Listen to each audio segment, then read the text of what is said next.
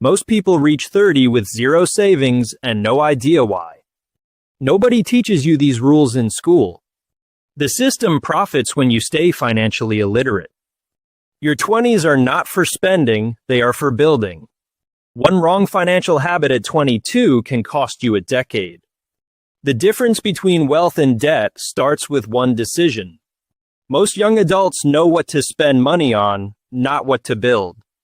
Every year you delay investing is a year compounding cannot work for you. The money rules that matter most are hidden in plain sight. You will not find these rules in any classroom. Starting to invest $200 per month at age 25 with a 7% annual return can produce more than $240,000 by retirement age, and waiting just 10 years to begin can reduce that final number by more than half, which means time itself is the most powerful financial variable available to any young person.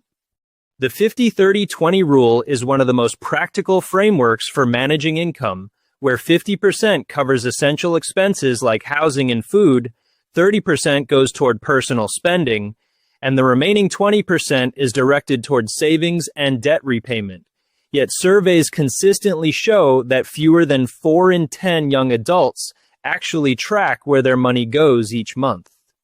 An emergency fund is not optional financial advice. It is the foundation that prevents every other financial plan from collapsing, because research from multiple financial institutions confirms that more than 40% of working adults cannot cover a $1,000 unexpected expense from their savings, which means one medical bill or one job loss can immediately erase years of financial progress.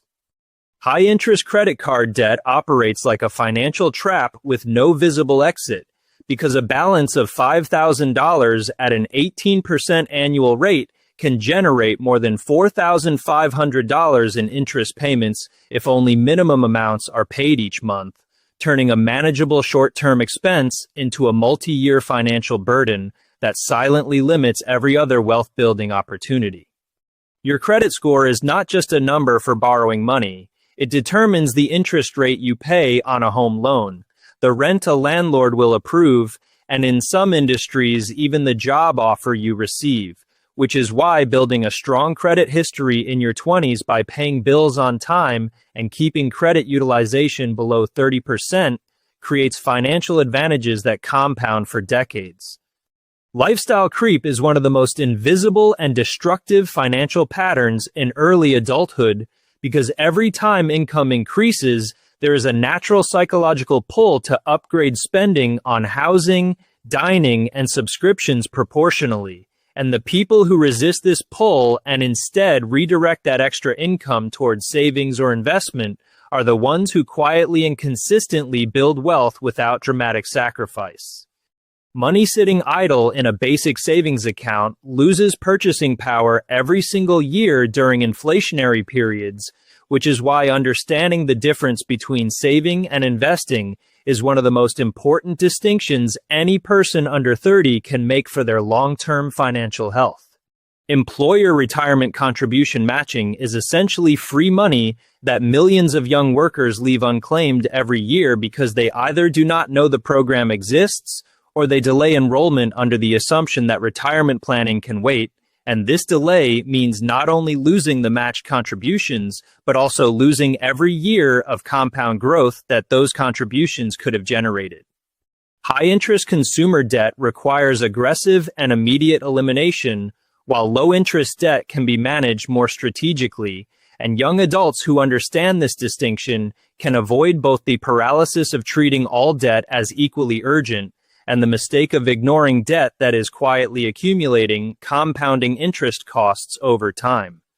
Financial education does not happen automatically through adult experience. It requires intentional effort, because research consistently shows that young adults who actively engage with personal finance content through books, credible podcasts, or structured learning are significantly more likely to budget, save, and avoid high-interest debt than those who rely on trial and error during their most financially formative years.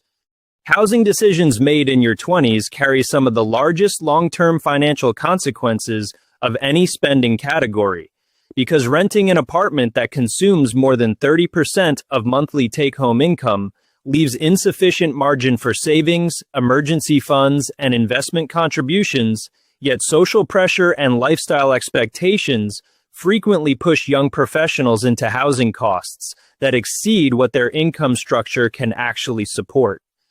The behavioral patterns around money are largely formed before age 30 and tend to persist for decades, which means that developing intentional financial habits early is not simply about short-term discipline, but about establishing the psychological framework that will govern decades of financial decision-making regardless of how income changes over time.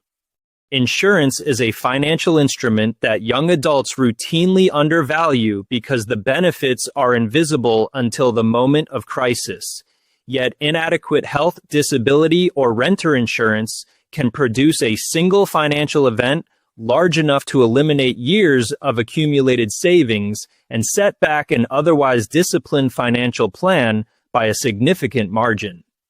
The people who reach 40 with strong financial foundations are almost never the ones who earned the most in their 20s. They are the ones who spent the least relative to what they earned, invested consistently regardless of market conditions, avoided high-interest debt, and treated financial education as a continuous practice rather than a one-time event. Net worth is built through the gap between what you earn and what you spend, and the size of that gap invested consistently over time is the only variable that actually determines long-term financial outcomes, regardless of salary level or professional title, which means income alone without intentional allocation produces no lasting financial result. The psychology of spending is more powerful than any budgeting system, because a person who understands why they overspend is far more likely to change their financial behavior than a person who simply downloads a budgeting application without addressing the underlying decision-making patterns that drive every financial choice they make. Automating savings before spending reaches a checking account is one of the most structurally effective financial habits available, because it removes the psychological friction of deciding whether to save each month, and instead makes saving the default behavior, which research consistently shows produces higher savings rates than any manual approach regardless of income level. Index funds provide broad market diversification at minimal cost, and decades of performance data show that the majority of actively managed funds fail to outperform a simple, low-cost index fund over any 10-year period, making unnecessary complexity and high management fees two of the most reliable destroyers of long-term investment returns for ordinary investors. Paying yourself first means treating savings and investment contributions as non-negotiable expenses that are handled before any discretionary spending occurs, and individuals who internalize this principle in their 20s create a financial structure where wealth accumulation happens automatically while lifestyle decisions are made only within what remains after those contributions are already secured. Negotiating your salary even once can have a compounding financial impact that extends across an entire career, because a higher starting salary sets the base for all future raises, bonuses, and employer retirement contributions. Yet surveys consistently show that the majority of young professionals accept initial offers without negotiation, leaving significant cumulative income unrealized over the course of their working lives. Diversifying across asset classes reduces the risk that any single market event can permanently damage a portfolio, and young investors who build diversified positions early benefit from the combined growth of multiple asset categories while reducing the emotional and financial damage that concentrated positions in a single stock or sector can produce during periods of market volatility. Social comparison is one of the most expensive forces acting on financial behavior, because the visible consumption patterns of peers create a continuous reference point that distorts what feels normal to spend and young adults who consciously detach their financial decisions from external social signals consistently accumulate more wealth than those with higher incomes who remain anchored to peer spending norms. Most young adults never use the legal tax reduction mechanisms available to them, including retirement account deductions and tax-advantaged savings accounts, and the people who learn how these mechanisms work in their 20s reduce their effective tax burden for decades, while those who ignore them pay a premium on every dollar they earn without ever realizing the cost. Building multiple income streams before the age of 30 reduces financial vulnerability to any single employer or economic sector, and the compounding effect of reinvesting secondary income during early adulthood creates a financial foundation that a single salary structure, regardless of its size, simply cannot replicate over the same period of time.